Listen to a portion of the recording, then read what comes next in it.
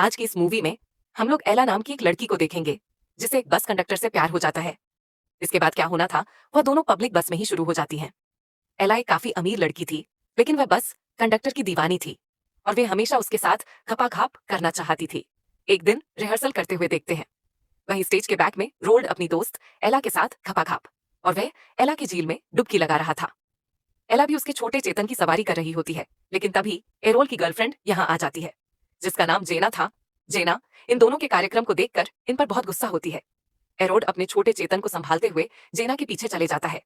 ये सब देखकर एला का मूड बहुत खराब हो जाता है। वो एरोड को रोकना तो चाहती थी, लेकिन तब तक वह जा चुका था। एला के यहाँ सारे स्टूडेंट के सामने बहुत बेइज्जती होती है, क्योंकि वो एरोड के पीछे पीछे यहाँ तक आ गई थी। ये तो था एला का स्कूल लाइफ। अब एला का आगे बढ़ चुकी है, वह अब एक सक्सेसफुल वेडिंग प्लानर है। साथ ही साथ वह अपनी बहन के साथ एक रेस्टोरेंट भी रन करती है। एला अब काफी सक्सेसफुल थी, लेकिन अभी भी उसके लाइफ में प्यार की कमी थी। इसके बाद एला रॉबर्ट नाम के एक वर्कर को सेड्यूस करके रात में उसके साथ गेम खेलती है। लेकिन ऐसा करके एला को मजा नहीं आता है, क्योंकि रॉबर्ट अपने हिसाब से वो सब कर रहा था। जब ये सारी बातें अपनी बहन को बताती है, तब उसकी बहन, जिसका नाम मिशा है, वो उसे अपने टाइप के लड़के सिलेक्ट करने के लिए कहती है। एला को जब संतुष्टि नहीं मिलती है, तब वह कुछ खिलौनों का इस्तेमाल करती है, जिसकी वजह से उसकी नींद काफी देर से खुलती है। और अब ऑफिस जाने में उसे काफी देर हो चुका है और उसे अभी कोई कैब भी नहीं मिल रही थी। इसके बाद मजबूरी में उसे बस में चढ़ना पड़ा। इस बस में काफी भीड़ होती है, लेकिन एला जब यहाँ चढ़ती है तब वो बस के कंडक्टर रोको से मिलती है।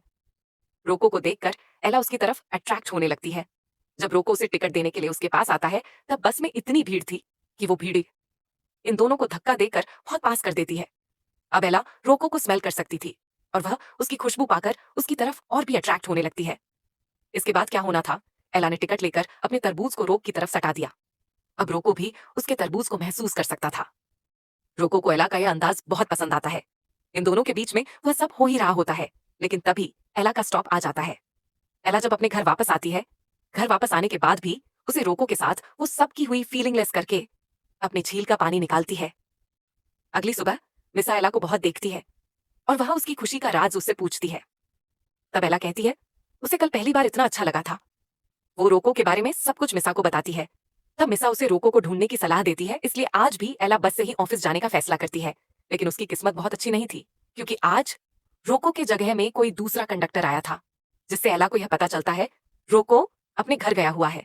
वहीं दूसरी ओर हम लोग रोको को उसके घर पर देखते हैं। यहाँ आकर वह अपनी बेटी माया और पत्नी कैथरीन से मिलता है। रोको और कैथरीन घर से बाहर रहते हैं और इन दोनों के बेटी होने के बाद भी इन दोनों ने अब तक शादी नहीं की है। रोको अपनी बेटी से बहुत प्यार करता था, लेकिन कैथरीन उसे उतना भाव नहीं देती थी, क्योंकि वह अच्छे पैसे नहीं कमाता था। यहीं पर हम लोग सैम के बारे में जानते हैं, जो कि रोक का कजन है और वो कैथरीन की हेल्प हमेशा किया करता था। रात में जब कैथरीन सो रही थी, तब रोको उसके पास आने की कोशिश करता है, लेकिन कैथरीन उसे भाव नहीं देती है। इसके बाद रोको अपनी उंगलियों का कमाल दिखाता है, जिसकी वजह से कैथरीन ने झील का रास्ता खोल दिया। इसके बाद रोको बिना किसी देरी के झील से पानी निकालने लगता है। इधर एला लगातार बस से सफर कर रही थी, यह सोचकर कि एक दिन उसकी मुलाकात फिर से रोको से हो जाएगी। सफर करते हुए उसे एक दिन रोको मिल जाता है। जैसे ही एला को मौका मिलता है, वो रोको के चाकू को अपने तरबूज के बीच में रखती है और उसे टेस्ट करने लगती है। अब धीरे धीरे उसका भी मूड बन चुका था। इसके बाद वह अपनी उंगलियों को एला की झील में डालकर अपना काम शुरू कर देता है।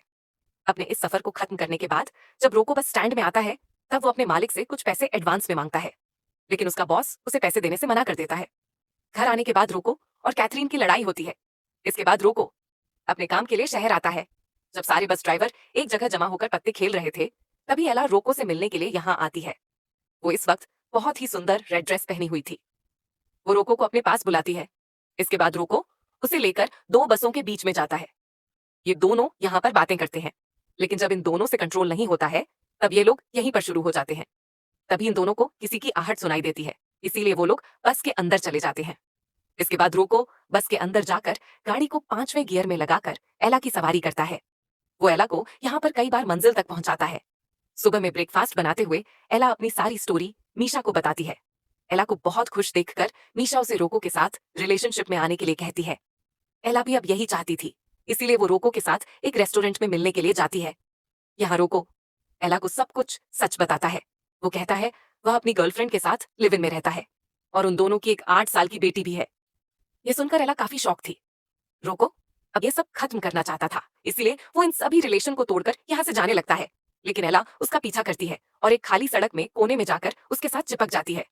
रोको भी अपने छोटे चेतन के लिए जगह बनाता है और वह एला की झील में एक बार फिर से डुबकी लगाता है। रोको के इस परफॉर्मेंस के बाद एला बहुत खुश थी, इसलिए रोको अब एला के साथ उसके घर पर शिफ्ट हो जाता है। एला जब ऑफिस से घर आती है तब रोको उसके लिए चिकन सूप बनाकर रखता है और वह अपने हाथों से उसे खिलाता है। खाना खाने के बाद रोको अपनी जबान का इस्तेमाल करते हुए एला को सेड्यूस करता है। कुछ देर के बाद ये लोग लॉन्ग ड्राइव पर जाते हैं। बीच रास्ते में ही एला का मूड बन जाता है। इसके बाद उसने रोको की उंगलियों को पकड़कर अपनी झील में डुबकी लगवा दिया। कुछ देर के बाद ये लोग घर आते हैं। रोको यहाँ पर फिर से एला की सवारी करता है। एला अब रोको के साथ बहुत खुश थी, इसीलिए वह रोको को एक महंगी घड़ी गिफ्ट करती है। इस गिफ्ट को देते हुए वो रोको से यह बोलती है वह हमेशा के लिए उसके साथ रह सकता है। अगर वह उसके साथ रहता है तब वह उसे पैसे भी देगी। लेकिन रोको यहाँ पैसे लेने से साफ साफ इनकार कर देता है। रोको की यह बात एला को बहुत पसंद आती है। अगली बार जब एला मिसा से मिलती है तब फिर से मिसा एला को ज्ञान देती है। वो कहती है तुम्हें धीरे धीरे रोको के दिल में जगह बनानी चाहिए। एला रात में रोको के वर्कशॉप में जाती है जहाँ रोको अकेला ही काम कर रहा था। यहाँ वो रोको को ये बताती है उसे आज तक लाइफ में कभी भी एक अच्छा पार्टनर नहीं मिला है। सारे लोग उसे छोड़कर चले गए जबकि उसने अपना सब कुछ उन्हें दिया था। ये सारी बातें सच थीं, इसीलिए एला ये सब कहते हुए थोड़ी इमोशनल हो जाती है। रोको उसे कंफर्ट करने के लिए उसके करीब जाता है। इसके बाद रोको अपना हंटर निकालकर फिर से कमाल करता है। हर बार की तरह इस बार भी एला बहुत खुश होती है। यहीं पर एला रोको के साथ दूसरे शहर घूमने का प्लान करती है। साथ ही साथ वह उसे अपने घर की किस भी देती है। अगले दिन रोको कैथरीन से मिलने के लिए उसके घर पर जाता है। यहाँ आते ही उसकी लड़ाई फिर कैथरीन से होती है, क्योंकि रोको माया के स्कूल के पैसे जुगाड़ नहीं कर पाया था, इसीलिए कैथरीन ने वो पैसे सैम से लिए थे। कैथरीन रोको के पास पैसे नहीं होने का बहुत मजाक उड़ाती है। कैथरीन उसे ये भी बोलती है कि वो उसके साथ खुश नहीं है, वो उसके साथ सिर्फ मजबूरी में रह रही है। रोको का माइंड बहुत डिस्टर्ब था, इसीलिए वह रिलैक्स करने के लिए एला के साथ बाहर जाना चाहता है। एला भी बस स्टैंड में उसका वेट कर रही थी। रोको भी यहाँ आ ही रहा होता है, लेकिन तभी उसके पास सैम का कॉल आता है। सैम उसे बताता है कैथरीन अचानक बेहोश हो गई है। अब रोको एला से मिलने का प्लान कैंसिल करके कैथरीन को देखने के लिए उसके पास जाता है। यहाँ आकर उसे यह बात पता चलती है कि कैथरीन प्रेग्नेंट है। ये सुनकर रोको बहुत शॉक होता है। वहीं दूसरी ओर रोको के नाम मिलने पर एला उसे ढूंढते हुए गैराज में जाती है। यहाँ आकर वो जानती है रोको दोबारा से बाप बनने वाला है। ये सुनकर एला का दिल फिर से टूट जाता है, क्योंकि रोको ने उसे यह बताया था आते क्लब में